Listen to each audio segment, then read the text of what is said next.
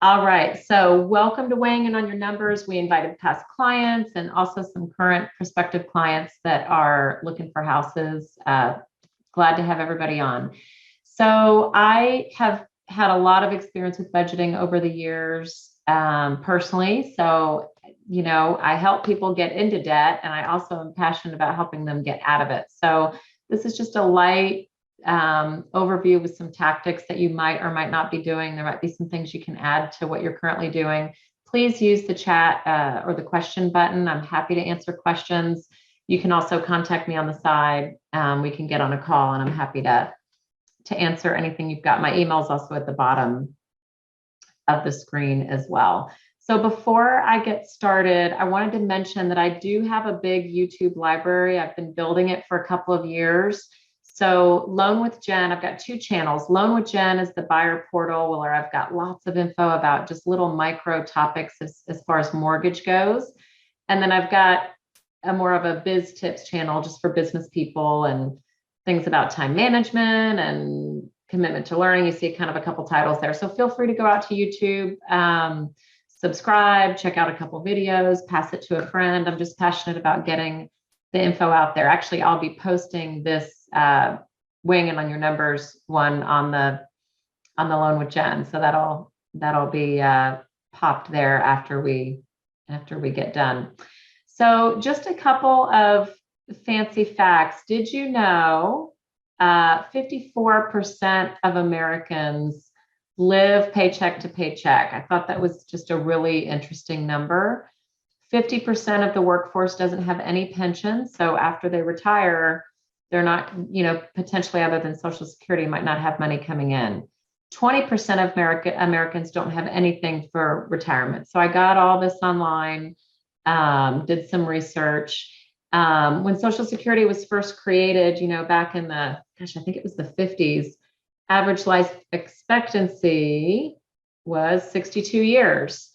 And now, as of 2020, it's 72 years. So people are living longer. 62% of Americans retire on less than $48,000 a year. And what percent of Americans always or sometimes worry about their money? 60. So that's a big number. Okay, so just a couple quick stats. If you save $100 a month consistently, average return of 8%. So, you'd have to put it in the market somewhere outside of just a savings account. 20 years is 58,000. Look at the 45 years. So for, younger people, if you've got grandkids or kids, or you are young yourself, 45 years of just putting $100 away every single month, $500,000. So that's pretty cool. If you save $500 a month, look at that 20-year number is almost $300,000. So for those of you that have a head start, 45 years to go, $2,637,000. I was just like alarmed at those numbers when I checked them out. Thought that was some interesting facts. Okay, some key steps to weighing in on your numbers. First, you have to kind of know what your goals are. So I talk to a lot of people about their money. Actually, when I'm talking to them about mortgages, the first thing I say is, do you know what your budget is? Like, do you know monthly what you want to spend towards a housing payment? And I'd say 50% of the people just say, I don't have any idea. Like, I don't know. They know what they pay for rent now, but they don't really know what their survival number is. So that goes by making a plan. We're going to talk about survival number a little bit later in the presentation. So vision, know where you want to go. Like, know, how many years until I'm going to retire? How much money do I want to have in the bank? There's all kinds of stuff online that you could probably have access to. I've got a sheet, actually, if you want to contact me on the side, that's something that you can plan out, like, how much do I need to retire? So if you do want that, you could even just pop a note in the chat, and I'm happy to get it to you on the side. How to do it, put it in some structure. That's a little bit of what I'm showing you today is, we're not going to just wake up and go, oh, I've got an extra, $2,000 in my bank account. I'm just going to go put it in E-Trade or whatever. No, like the way that I've been able to save 20% or more every year for the last 12 years that I've been focusing on it is through structure, just having mechanisms to be able to do that. And then, of course, making the plan, scheduling things out. Okay. So life is a game. Not everybody plays, but structure is going to give you that success. So structure in everything. That's what I do with the team at the office. And that's what I do with my money. It's what I'm doing at my house. You know, when you've got your bedtime routine with the kids, I mean, just think about it. We all have, you know, kids on a sleeping structure and kids on a homework structure, and it does work. So we want to do the same with your money. So it's proven that, well, there's 3 ways to accumulate wealth. 10% of us inherit, 10% of us invest and accumulate wealth that way, and 10% or 80% is through accumulation. So you don't have to be a smart and savvy Warren Buffett to make it and accumulate. Just the repetitive over and over again. And the time is now to start. Never too late to start. So an ideal balance for you of, like, when you're thinking of percentages. So if you think of what your gross is, okay, some of you are on limited income and some of you are not. We've got a lot of clients that are on either commission or bonus. So, you know, I would probably count on what's really consistent. You know, if it's commission or bonus, I would kind of take the more conservative numbers when you're doing the planning. So ideally, okay, 20% of your gross to savings, 10% to giving or charity. You know, some are more passionate than others about that. I personally am in this kind of the 7% number. I gave away 7% last year. 30% taxes. Again, this is going to depend on what tax bracket you're in. It depends on who's in the administration. So this is kind of a moving target that you might need to adjust your bills number in the future, again, depending on taxes. So bills approximately, let's say in this model, if this is what your taxes percent was, 40% bills, living on 40% of what you gross would be ideal. Okay.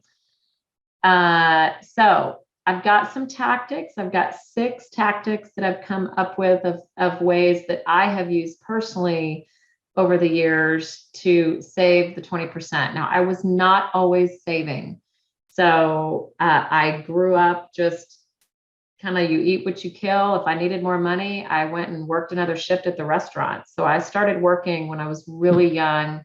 I paid my way through college 100% back when you could still do that. It's not possible these days with the cost of education. But back then, if I wanted something, I just went out and worked another shift and got the money and did a double at the restaurant or whatever. And no one had really taught me how to save. My parents weren't savers. And so I just, they just didn't know how to teach me. So I later in my life, after some painful mistakes, it wasn't until my 30s when I just, I was already married. I had a new baby and I pretty much bottomed out, and I had six-figure credit card debt. So I had to come up with a plan to get rid of it all. And I did. And it took me about a year, but I methodically paid it off. And I've never paid credit card interest since, not one day in the last 12 years. So I only spend what I can pay off monthly. Okay. So these are some tactics that I use. Well, I use all of these tactics, but so that's what I'm here to show you today. So tracking is the number one thing. You will get what you focus on for sure. So if you're not tracking or looking at your money now, I suggest that you start. It's never too late to start. So my suggestion is that you kind of have 3 main money accounts. We do see some clients that have a lot of different accounts. I'm of the proponent that simpler is better. I have one account where all of my deposits are, mine and my husband's deposits are in this one account. And that's where, our bills, we have everything on auto debit, okay? Because we don't want to pay things late. But the operating account is that checking account. So the money that we save, or the money that, a second account is where I say, okay, this is how much we need for cash for, the cleaning lady and the groceries and the different things that we might pay cash with. we send to a side secondary account, and that's the account that we have the ATM in. Because I don't know, you don't want to have an ATM card. I don't think you should have an ATM card to the one where all your main deposits are coming in. That's kind of your operating bill account. Okay. I just kind of deplete that out with what's coming in and out based on the bills that we have. And then there's a third account that's just a simple money market account. It's super simple. And that's, I accumulate to that until there's 3 times our survival number. And now I'm going to talk about survival number on the next slide. But so if your bills per month and all your spending is, let's say $3,000 a month, then 9,000 would be that account. So when you reach that, that's when you go to other things that we'll talk about in a couple of slides. So part of the tracking and what I consider simplifying and what I did 12 years ago was I got to a point, and it took a little bit of work, okay, but I got to a point where I just sit down to pay my bills once a month. You can ask credit card creditors to change your due dates. You know how some credit cards are due like on the 9th and all these weird dates. I'm like, why can't everybody just be the 31st? Like, be normal, but it doesn't work that way. So you can change to where certain things come out based on, you know, are you paid on the 1st, the 15th? Some of you are paid twice a month, some 4 times a month. Like, everybody's a little bit different. But so I got ahead of my bills so that I can just sit down once a month and I can reconcile and pay the bills. Okay. I accumulate checks. Like, I get little miscellaneous refund checks for things. We get some oil and gas royalties. We get a little check. Those things, the physical checks that come in, I just accumulate them. I actually put them in a Ziploc bag so they don't, you know, go away. And I kind of hang them on this little board. And we just go to the bank once a month to just deposit them all at one time. It's just easy. And that's how I do it. I do use a tracking app. There's lots of good ones out there. I use Mint. You know, there's lots of different ones. If it's working for you, don't change it. But if you're not using anything, Mint doesn't cost any money. You know, there's lots of others. So do some research. I like it because it connects with my accounts, and I put all my passwords in, and it connects with, you know, my 401k and my checking and my credit cards. And so I can just have a dashboard all in one app, and I go once a month. And you actually, I suggest that you do weekly, that you look at your money weekly and see and track where you were spending. And I can, you know, make a time period and look and see the categories that I've done. So you know, even a simple Excel sheet could do, but whatever calls to you to track it, I would suggest that you do something to track where your money is going. I really pay cash for very little these days, just because I want to track where it goes. I put almost everything on the credit card or the debit card, you know, through that little side account that I do, if I just little miscellaneous spending money. I mean, I do carry cash just for little things, but I hardly anymore. So it's pretty easy to track if you got an automatic categorizer like Mint or something else to do that for you. And then you can really see where you're burning your money. It's easy to do. The next second thing is being debt-free. And this actually goes in conjunction. A lot of people ask me with, you know, when they're applying for a mortgage, you have a lot of experience in this area, and this kind of goes towards being debt-free. Now, being 100% like using cash for everything can be kind of a nemesis and actually not a great thing, because if you don't have any credit at all, there's nothing to calculate. There's nothing to score you on. So I don't suggest that, but definitely don't spend more than you need. And I know things come up and there's just life that happens, but the average credit card rate is 17 to 27%. So back when I had all that credit card debt, I just got to tell you, there were days when I had like $4 in my checking account, and I was literally looking at my money daily, and I was never late on anything. I worked it all out.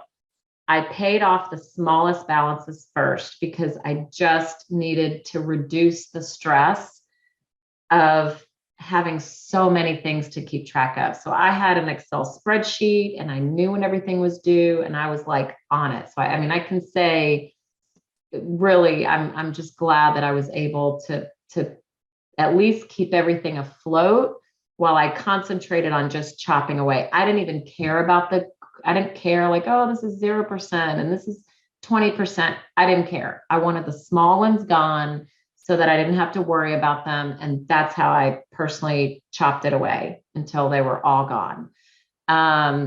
Now, let's say you get past that, the maximum number of revolving cards just for the health of your credit is 1 to 2. And a revolving card is anything that has a revolving balance that you can charge up and down, like, a department store or gas card or Visa. I mean, you don't need all that stuff, y'all. I mean, you just really don't. I know it's tempting and you go to Gap to do, I mean, it happened to me. I mean, I'm offered all the time, like, oh, open a credit thing and you get 20% off. I know that it's super tempting, but don't do that. Well, don't do it if you're about to buy a house, because that's too many credit cards.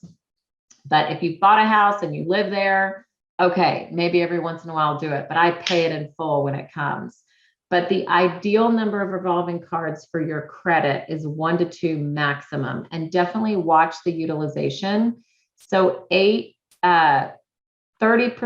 or less utilization. So like if your credit card limit is $1,000, don't charge more than 300 in a cycle, depending on when your credit card cuts off. So that's the key. So if you're preparing to buy a house in the next year, a great time to focus on that, because you need not just 1 month at 30%, you need like month after month after month showing the credit scoring system. That's how it's tweaked to see that you can walk around town with a credit card in your pocket and not charge on it.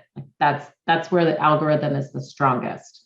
So just a little free advice on that, but definitely work towards being debt free, and just carry just because like I said, not many people use cash anymore. So, you've got to use something, and yeah, everybody wants points and everything else. Just don't let it get out of control.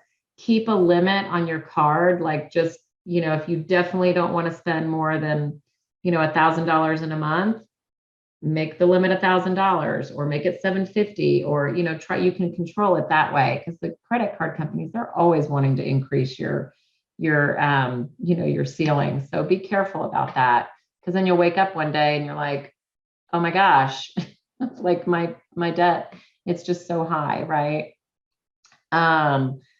So a third way to build this structure that I mentioned in the beginning is the survival number.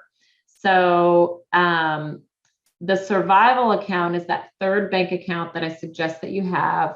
And it's one that you really don't touch unless there's an emergency. So if your survival number between all your mandatory and discretionary expenses is $3,000 a month, then 9,000 times 3 would be your survival number. Anything outside of that, I put it in investments. Like I definitely max out my 401k, which we'll talk about in a second. I've got a, investment advisor. If anyone that's watching this needs a recommendation to an investment advisor, I know several, just depending on what your goals are. And you listen, not all investment advisors want you to have $1 gazillion. Like there's many that will work with you from the beginning when, you have just a small amount to save. That's okay. They'll grow with you. So don't be shy about that. That's why I think a lot of people are hesitant, like, oh my gosh, I don't have that much. So, who's going to help me? There's plenty of people. So I do know some. So again, back on the survival number, I suggest that you just, again, there's probably stuff online. There's probably a Google Doc about it. Just a simple sheet in Excel, somewhere that you can write these mandatory expenses. I have to pay the light bill. This is kind of my average bill is this. My average bill is $150 a month. You've got to take averages when you're doing this kind of stuff. I know in the summer months it kind of, goes up, but just use your best guess. Car payment, mortgage or rent.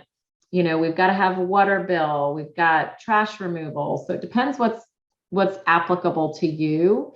But I also so I have that in my mandatory section. And then in a discretionary section, that's the stuff that if I had to, I would cut. My housekeeper, the kids' frivolous activities of the trainings and the, kids, whatever it is that they're, baseball lessons at DBAT, the batting cage, if Pablo does that. So, it just depends, right? We're all different. So I do my survival number on living my lifestyle as it is right now with some extra stuff here and there. We eat out, we might go to the movies every once in a while. So just start there and see like, how much does it cost to like live my life as it is right now without any constraints? I do my Starbucks, I do this, put it all in there. If you can't think of what it is monthly, think of what you spend weekly and then times it by 4 weeks in a month.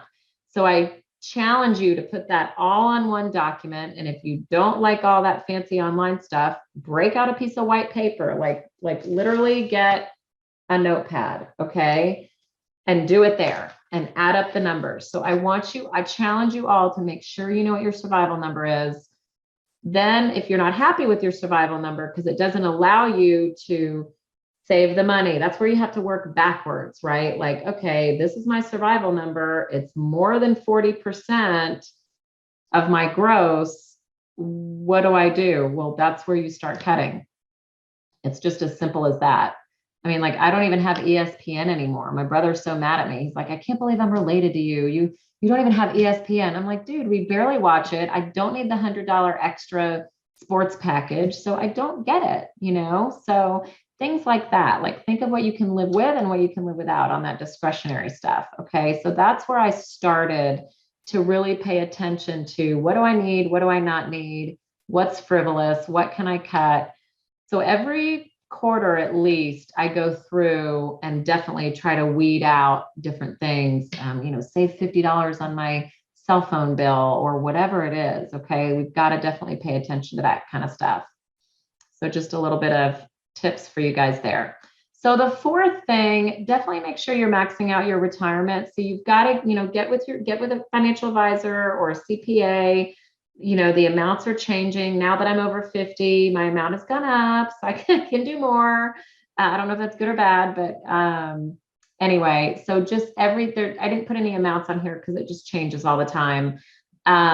If you're eligible for a Roth IRA, definitely my company Legacy matches on 401k up to a certain percent. So definitely make sure, like, that's free money, y'all. If your company matches, you definitely want to put away for that. So make sure if you have a 401k plan, they have an advisor that manages the plan. Get an appointment, ask questions. What does this mean for me? And then if you're self-employed, have your own business, definitely there's tax savings in having like a set plan. For sure you want to look into something like that. So again, check with financial advisor. I've got some names, my contact info was at the beginning and I'll put it at the end.